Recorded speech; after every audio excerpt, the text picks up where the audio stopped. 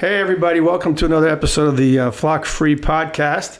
Have something a little different today. Today's going to be like a special occasion podcast. I have with me Victoria. Of course, hello. Rob in the background doing all the production work, the man behind the scenes.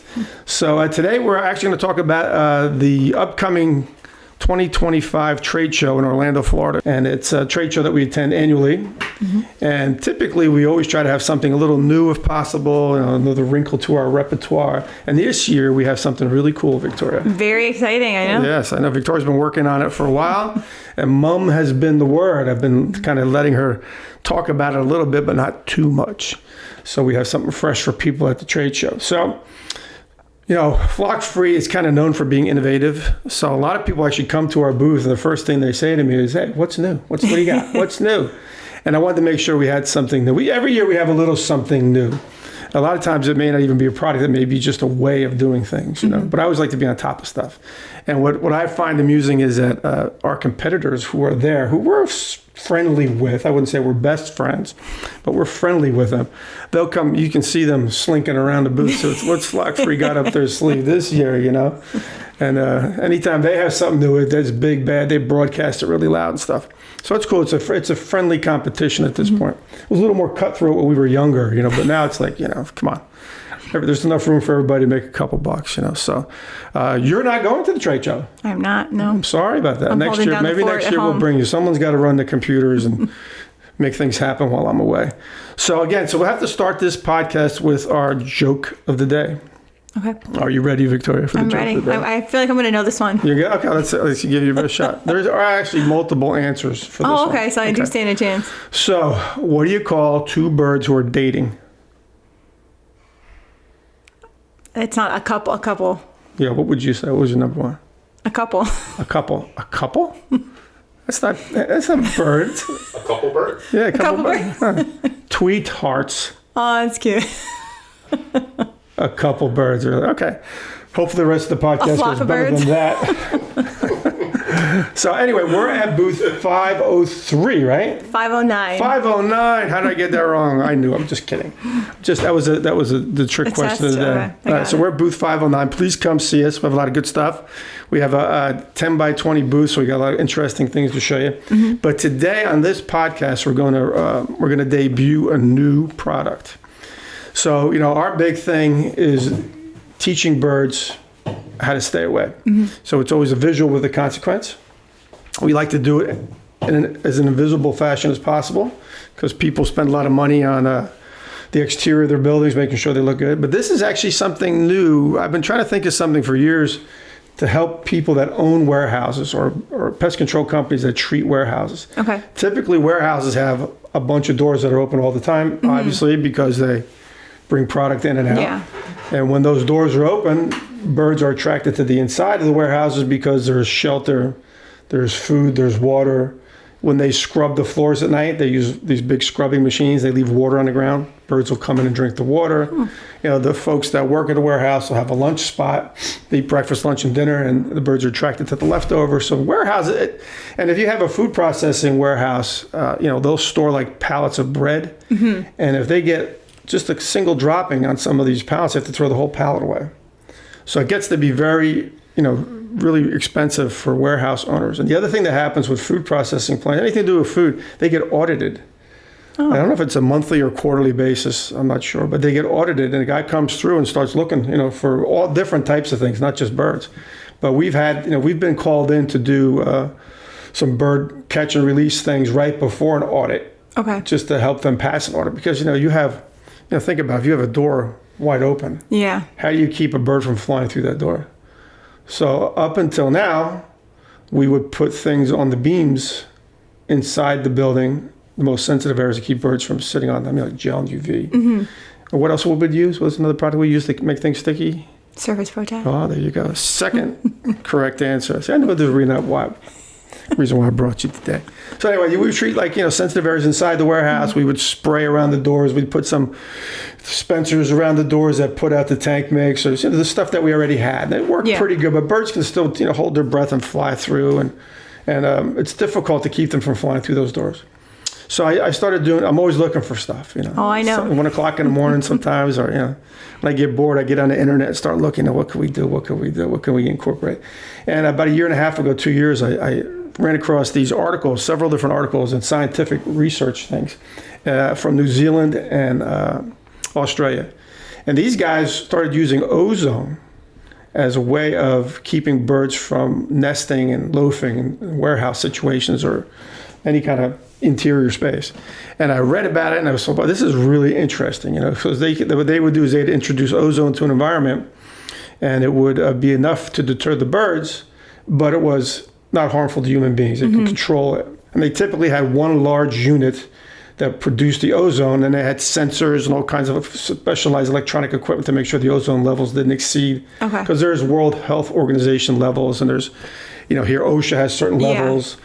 Certain states like California, you can't use ozone at all inside. And then again, nobody uses ozone outside ever for anything.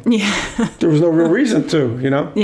So I started thinking about it. What could we do that's a little different? How could we do this and be safe and affordable? Because to build those units, they're thousands and thousands of dollars. And what they were doing, they were piping the ozone through PVC pipes and drilling a hole every 6 feet or so. And it was a heavy commitment. You know, to get that introduced here, I thought was going to be too hard, you know. So I got the idea. I came across a manufacturer in New York that makes ozone products. And I approached them and asked them, you know, what could I do? I had an idea. And we came up with our little ozone dispensers. This is a small, you can see how small this thing is. It's really cool. So this is a small ozone dispenser. The ozone comes out here. And how ozone is created, ozone's created by a series of small sparks inside the machine. It just sparks nonstop. So all you hear is little, just nonstop sparking, like a spark plug. So it's just a little tiny thing. If you put your ear to it, you can actually hear it. But it's barely. It sounds like a sizzling sound. That's when you know it's working. So it's just these little things, and it just naturally comes out. And what it does, it creates a curtain of ozone. And what happens is you hang this thing up, you know, about 17 feet in the air or so. The ozone will come out in a blanket and it'll drop about 8-9 feet, and it turns back into oxygen. Because the actual shelf life of ozone is very short. So these things are designed to be used in semi-enclosed areas. So we have test strips, we have an ozone monitor, and we've had these things, and I had them in my office running. You did. Over the weekend. And I came and there was no level, safe levels throughout. Even in your own warehouse, there's... Really, so these are really safe. But what we did was we hung them up in a bunch of different places and let them interact with bird populations. And guess what? Birds don't like it.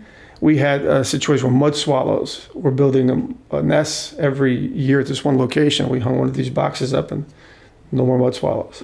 I've tested it in different places personally over the last year or so. And these things work really good. So the idea behind this too, so how ozone affects birds in general is that the birds breathe differently than we do. So they can pick it up in the air, it just irritates them and they move on. Ozone also has several byproducts, so it will actually kill bacteria. It also kills good bacteria, which is in people's lungs, is why it's very important to you can't just use any ozone boxes. Just because you see this, please don't go out and buy ozone boxes and start setting them up for bird control, because this is a specialized unit that safely puts out the right amount of ozone, just enough to bother the birds, but safe for people. So ozone so if you hang this thing up and there's a series of beams or pipes below it, as it hits each beam, it'll clean that beam, sanitize it, and then turn back into oxygen. So gradually, the first couple of days you hang it up, it takes a while for it to reach where we want. So what we're going to do with these things is we're going to hang them up above loading dock doors in the interior. And then what will happen, we're going to create an invisible curtain of ozone that covers the opening of the door. Now, wind will take this and blow it left and right. This box is designed to cover about 500 square feet. So the next step was, all right, well, this is a pretty good idea. Cute little dispenser. How does it work? Well, the other important thing is this thing only pulls 3 watts. I'm not an electrician, but that's a good thing, because your standard outlet, 110 outlet, can put up to 1,800 watts. So you can plug a bunch of these in to one standard outlet and run them. And what's good about that is typically when you use electrical devices to control birds, whether it's a misting system or tasers or it's any kind of a bird caller or whatever you're trying to do, if you need multiple units, sometimes you have to install multiple outlets. An outlet could cost you $3,000 to hook up. So with this, you can run this, with the cords. So we have special cords that we use too. So I tried to make this like hang a Christmas tree lights. So we actually have a special cord that we use. I'll show you a small portion of it. This cord is 50 feet long, and every 6 feet there's a female connector. And what we do is we have a Velcro strap on our unit. The reason we did that was because when you start hanging things in the air, the last thing you want is the thing you hang in the air to come loose and hit somebody in the head. That would be self-defeating and quite litigious. Litigious? How do you say that word? I don't even know what word you're trying to say. It will not be legally good. Oh, I got this thing upside down. Right, yeah, there you go. Promise you it goes in pretty easy. Anyway, these plug in. There you go. Jeez, that took longer than I wanted. And it wraps around the back. And as you can see, a blue light comes on when it's on. Yeah, it hangs nicely. It hangs nicely. And hey, and there's a little button here, and turn it on and turn it off. Oh, it's on all the time. There we go. We've got to do some cutting here, Rob. So you turn it on, comes on, turn it off. And what's good about this is, so these are self-contained units. You plug them in with proper maintenance. The maintenance is, so if you hang them low, about 17 feet in the air, you'll have to clean this thing on a quarterly basis, probably. If you hang it up a little higher where there's less dust, you probably get away with it every 6 months or so. And the cleaning is really, really super simple. You take a Q-tip. There's a little ring in here, and you simply put the Q-tip in the ring, and you scrub it around a couple times, and that'll clean it. It makes the spark fresh. It's good to go. Life expectancy of 10 years plus. So as long as you clean them and don't put them into direct weather, these things will last for 10 years. So this is a perfect thing to do. So what we're going to do with these things is we're going to hang them above doors, man doors, any entry point that's open a lot. And then we're going to also use other, this is not the be all end all, nothing is. So we're going to hang these up above open doors. And we're also going to treat the exterior of the fishes with our tank mix. We're still going to spray. Our tank mix has the UV and Visidae in it. So when birds come to a building, they're going to see purple. Mm-hmm. The exterior of the building is going to be irritating. They're going to fly through the door. That's going to be irritating. And we're still going to put some gel and UV paint inside spaces because we want to have instantaneous success. Yeah. So if you did just this by itself, it'll take a while for the birds to learn. We don't want that. Mm-hmm. We want to put some gel and UV paint inside the building. So the first couple birds try to get through there. They land on, so no matter where they go, it's miserable for them. So this is going to be a perfect way of doing some initial easy work, having some nice reoccurring work. And the reoccurring work, I believe, with bird control is the only way to go. Mm-hmm. Because you treat every other pest on a monthly basis. This is the same thing. And what's nice is you get to engage your customer on a monthly basis. This will help them pass audit.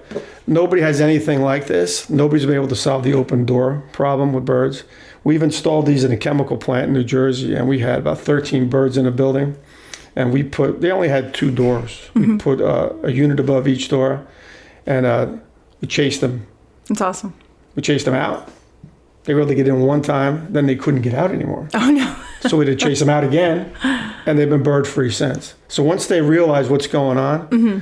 It's great. So again, we put some UV paint around the doorways, spray the tank mix outside, which has that purple color. And this gives you a nice, and like I said, a nice bird control. It's not bird elimination, but it's a nice bird control program. So if you have a warehouse with 10 doors, mm-hmm. You can string 3 or 4 of these 50-foot cords together, one outlet, and you just go like Christmas tree lights and plug in the units where you want them, secure them with the Velcro, press a button, and you're in business. Mm-hmm. And then once a quarter, you come back and clean them a little bit. 10 years worth of protection. Where else are you going to find something like that? Yeah, it's pretty cool. You know where you're going to find it? Flock Free. Booth 509 in Orlando. Next week, come visit us. This is going to change. The missing piece. Well, this is going to be a different way of doing bird work. I mean, so right now people go, they'll go bid on say you have a loading dock that has, people want to net loading docks all the time. That's mm-hmm. great. You can net a loading dock. It could be a $30,000 ticket to do that. And that's wonderful. But when you go to bid on that job, you have 5 other companies bidding on the same job the same way. Yeah. So this is a difference maker, because even if you put a net up in a warehouse, the birds can still fly in and out of the doors. Yeah, it's not really if you net up high, the birds just drop to lower levels, and they're still there. They're still hanging out. Mm-hmm. So this is a way of, you can gel and UV paint those beams, which is probably less than half of what a net costs, and that'll last 6 years. Yeah. Then you hang these handy dandy ozone boxes above the doors. These will last for 10 years. So now you have multiple depths of protection, plus you get to spray once a month. Yeah. So that's the way to do it, guys. I mean, netting is great, spikes are great, everything has its place. But if you're looking for total bird control at a facility, you've got to treat everything. If you put a $60,000 or $100,000 net up someplace, that doesn't stop the birds from being on the premises. It just stops the birds from being where the net was placed. Yeah. So we like to take a look at the whole place. And this is a nice way of doing a total control. So that's what we have at 509 in Orlando. We have the tank mix there. We'll have some Surface Protect there. We'll have some stuff you can touch and feel. Can answer any questions that you have. We also have some mosquito products there. We have a great mosquito product that I think is really going to take over this year too. We have these biodegradable buckets. Yeah, they're awesome. They're great because a lot of the new products, they work. Don't get me wrong. There's several different versions of buckets out there, and they work. But some of them you have to have like an attractant that you have to keep in a refrigerator. Yeah. And you have to keep replacing. It's a lot of work. You know, our buckets, you simply fill them with water, put them out in the perimeter of a property. They last for 30 days. You go out there and stomp them down into the ground. They biodegrade into the ground. You just get a next one for for $6, fill with water, and away you go. Yep. So it's really, really simple. And that's what I like a Flock Free. Want to do stuff that's simple. Doesn't have to be that difficult, Has to make sense, has to be affordable. Green as possible. Yeah, Don't safe, hurt anything. Anybody. Well, we are trying to kill the mosquitoes, but that's a little different. But, that's what we pride ourselves in. So, again, I'm sorry you're not going to be there. It's okay. Yeah. I'll hold down the fort at home. All right, great. So I've been busy traveling. I've been to Florida. I've been to Atlanta, doing some training sessions. Anything new been going on in the warehouse that I'm not aware of? No. No just secrets to share? Working hard. No. Nothing going on behind my back? No. Nothing? Producing TikTok stuff and all that jazz? Just keeping TikTok going. Yeah, listen, if you guys are interested in what Flock Free is doing, we have we're on Instagram. TikTok. We have a YouTube channel, which is Flock Free 1. Flock Free and the number 1. We have lots of videos on there, educational videos, funny videos. But come check us out. Like I said, LinkedIn. Oh yeah, LinkedIn. Yeah, see, there you go. That's why we have you here. So we're trying to get out there, educate people. Come see what what we're all about, and we'll see you in Orlando. And we'll see you next time on the podcast. Have a great day. Bye.